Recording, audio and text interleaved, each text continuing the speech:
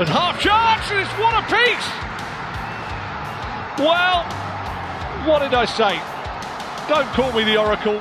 Tak seperti ranking 129 dunia, pelatih Bahrain akui kelebihan timnas Indonesia.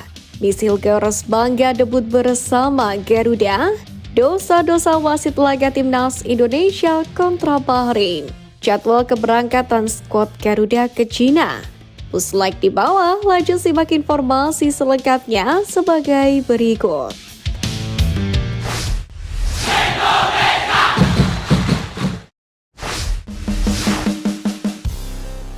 Tak seperti ranking 129 dunia, pelatih Bahrain akui kelebihan timnas Indonesia.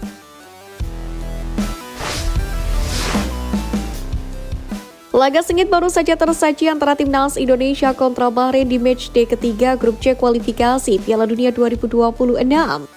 Meski berstatus tim tamu, skuad Garuda pantang menyerah menunjukkan perjuangan yang luar biasa. Pada laga kali ini, timnas Indonesia datang dengan mental yang mengangkat usai menahan imbang Arab Saudi serta Australia di dua laga sebelumnya. Sementara itu, Bahrain sempat pilu lantaran dibantai Jepang dengan skor 5-0. Sintayong sendiri langsung menurunkan skuad terbaiknya melawan Bahrain. Bahkan Miss Hilgers mendapatkan kepercayaan di sektor belakang skuad Garuda. Sementara itu, Bahrain juga diperkuat oleh dua pemain naturalisasi, yakni Vincent Emmanuel dan Moses ATD. Keduanya sama-sama pemain keturunan Nigeria dengan status kewarganegaraan ganda. Seperti yang sudah diprediksi, jual beli serangan pun terjadi di Stadion Nasional Bahrain Rifa. Bahkan pelatih Bahrain, Dragan Talajic, dibuat heran lantaran timnas Indonesia bermain layaknya bukan seperti tim peringkat 129 dunia. Pelatih asal Kroasia itu memuji skuad Garuda yang memiliki pertahanan yang solid, transisi dan serangan balik. Hal itulah yang mengubah jalannya laga pada kali ini. Sementara itu, bagi Sintayong sendiri tak memusingkan hasil laga yang baru saja terjadi. Menurutnya itulah perjuangan skuad Garuda yang telah berprogres sejauh ini. Kini pelatih asal Korea Selatan itu pun langsung mengingatkan Jesus dan kawan-kawan untuk fokus menghadapi Cina.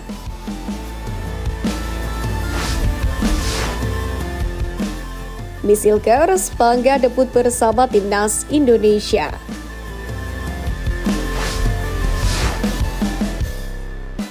Lawan Bahrain menjadi laga bersejarah bagi Miss Hilgers yang akhirnya memilih membela timnas Indonesia.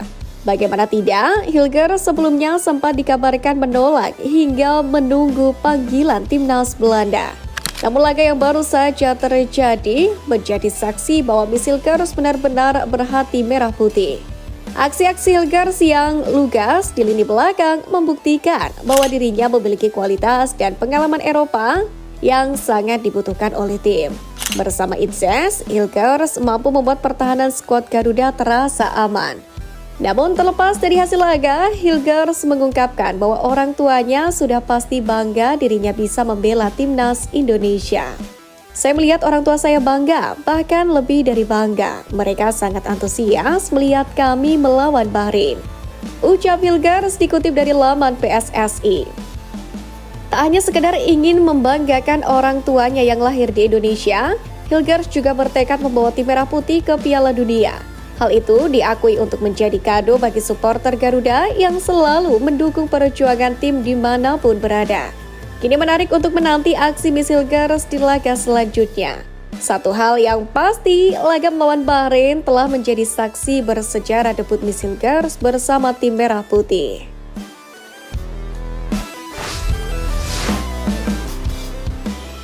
Dosa-dosa wasit laga timnas Indonesia kontra Bahrain.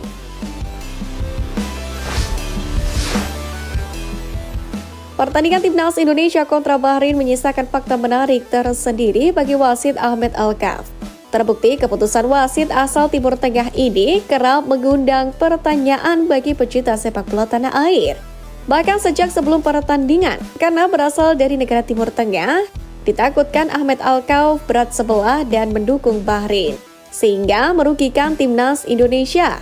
Pasalnya wasit berusia 41 tahun ini punya rekam jejak kontroversial karena menjadi penggadil lapangan. Ambil saja contoh Ahmed Alkaf yang tampak ringan tangan memberikan kartu di pertandingan.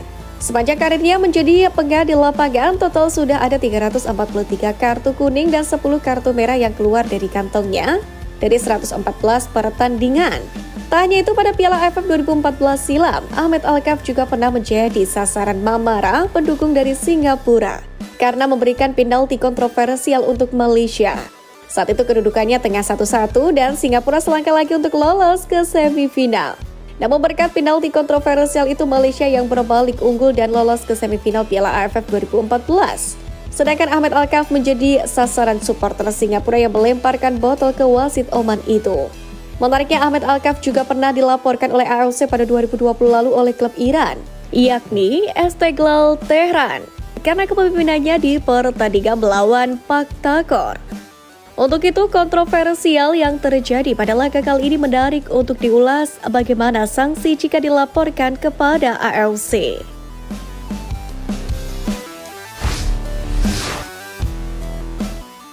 Jadwal keberangkatan skuad Garuda ke Cina.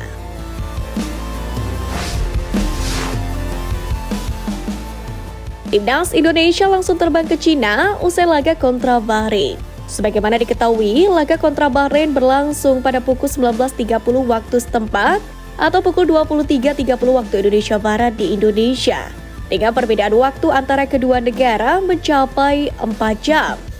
Usai laga, para pemain pun akan segera menuju Bandara Internasional Bahrain Al Muharraq setelah mengambil barang-barang pribadi mereka di hotel. Menurut Ketua Badan Tim Nasional atau BTN Sumarji, Timnas Indonesia dijadwalkan terbang ke Cina pada hari Jumat 11 Oktober 2024 pada pukul 01.00 waktu Bahrain. Pasalnya, pertandingan melawan Bahrain diperkirakan selesai pada pukul 21.30 waktu setempat. Ditambah sesi jumpa pers pelatih sehingga kemungkinan Timnas Indonesia akan meninggalkan stadion sekitar pukul 22.00 waktu setempat. Sebagai informasi, untuk perjalanan kali ini, Timnas Indonesia tidak menggunakan pesawat komersial, tapi menyewa pesawat agar waktu terbang lebih singkat dan pemain dapat beristirahat dengan lebih baik. Perjalanan dari Bahrain ke Cina sendiri akan memakan waktu sekitar 12 jam.